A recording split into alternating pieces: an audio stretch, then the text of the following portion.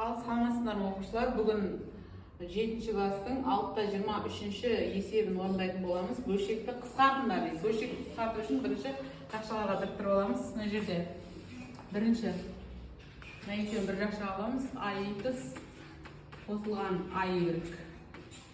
Келесі мына жерде минус таңбаны жақшаның сыртына шығарып жіберетін болсақ, BX қосылған BY қалады.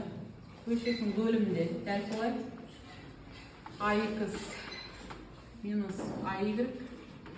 Келесі мына жерде минус таңбаны алдына шығарып жіберетін болсақ, BX азайтылған BY қалады. Тең.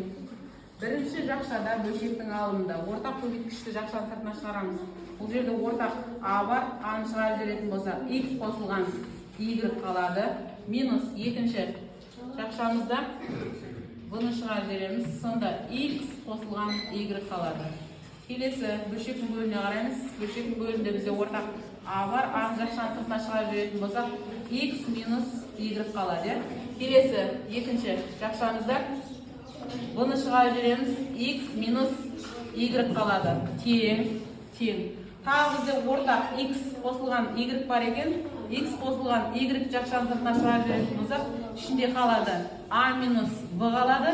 Бөлшектің бөлімінде де дәл солай X азайтылған Y-ті жақшаның сыртына шығарып жіберетін болсақ, А минус В қалады.